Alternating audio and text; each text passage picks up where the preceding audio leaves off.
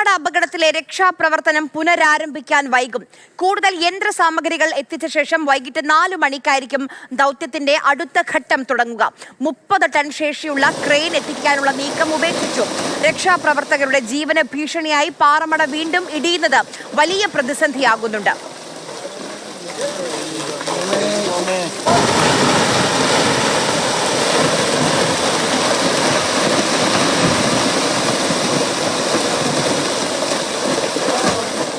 അഭിലാൽ നമുക്കൊപ്പം വിവരങ്ങളുമായി ചേരുന്നുണ്ട്. അഭിലാൽ, ഇന്നലെയും താൽക്കാലികമായി രക്ഷാപ്രവർത്തനം നിർത്തിവെക്കേണ്ടി വന്നിരുന്നു. ഇന്ന് രാവിലെ പുനരാരംഭിക്കാമെന്ന് വിചാരിച്ചതാണ്.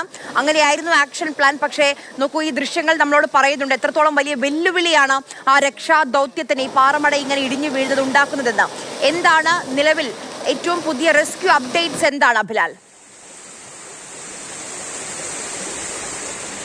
അപകടം നടന്നിട്ട് 21 മണിക്കൂർ സമയം പിന്നിടുകയാണ്. രക്ഷാദൗത്യം പുനരാരംഭിക്കാൻ ഇനിയും വൈകും എന്നുള്ളതാണ് നമുക്ക് ലഭ്യമാകുന്ന വിവരം.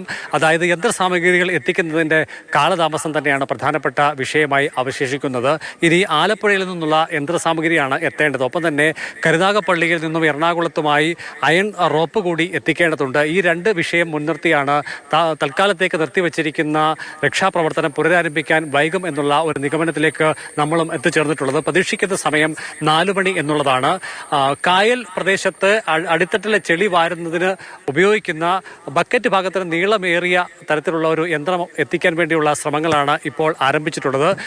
വലിയ ലോറിയിൽ കയറ്റി വേണം ആലപ്പുഴയിൽ നിന്നും ഈ ഭാഗത്തേക്ക് ഈ യന്ത്രം എത്തിക്കാൻ. 80 കിലോമീറ്റർ അടുത്ത് ദൂരം ആലപ്പുഴയും ഈ അപകടമുണ്ടായ കോന്നിയിലെ പയ്യനാമൺ പ്രദേശവും തമ്മിലുണ്ട്. അതുകൊണ്ട് തന്നെ ഏറ്റവും ചുരുങ്ങിയത് വാഹനത്തിൽ കയറ്റിയാൽ തന്നെ സാധാരണ വേഗതയിൽ വാഹനത്തിന് ലോറിക്കോ കടന്നു പോകാൻ കഴിയാത്ത സ്ഥിതിയുണ്ട്. ഒരു 30 കിലോമീറ്റർ 40 കിലോമീറ്റർ വേഗതയിൽ അധികം ആ വാഹനത്തിന് സഞ്ചരിക്കാൻ കഴിയില്ല. അങ്ങനെ കണക്കാക്കുമ്പോൾ തന്നെ ഏറെക്കുറെ 2.5-3 മണിക്കൂർ സമയത്തിന് അധികം വേണ്ടിവരും വാഹനം യന്ത്രസാമഗ്രികൾ ഇവിടെ എത്താൻ. മറ്റൊന്ന്, ആലപ്പുഴയിൽ നിന്നും റോപ്പ് എത്തിക്കണം. അതോടൊപ്പം തന്നെ കരുനാഗപ്പള്ളിയിൽ നിന്നും എത്തിക്കേണ്ടതുണ്ട്. കരുനാഗപ്പള്ളിയിൽ നിന്നും 30 ടൺ ശേഷിയുള്ള ക്രെയിൻ എത്തിക്കും എന്നുള്ള വിവരങ്ങൾ ആദ്യഘട്ടത്തിലുണ്ടായിരുന്നു. ക്രെയിൻ ഓപ്പറേറ്റർമാർ സ്ഥലം സന്ദർശിച്ചപ്പോൾ ഇത്ര ദുർഘടം പിടിച്ച ഒരു സ്ഥലത്തേക്ക് അത്ര വലിയ ഒരു ക്രെയിൻ എത്തിച്ചുകൊണ്ടുള്ള പ്രവർത്തനം അസാധ്യമാണ് എന്ന വിലയിരുത്തലിന്റെ അടിസ്ഥാനത്തിലാണ് ക്രെയിൻ എത്തിച്ചുകൊണ്ടുള്ള പ്രവർത്തനങ്ങൾ താൽക്കാലികമായി ഉപേക്ഷിച്ചിട്ടുള്ളത്.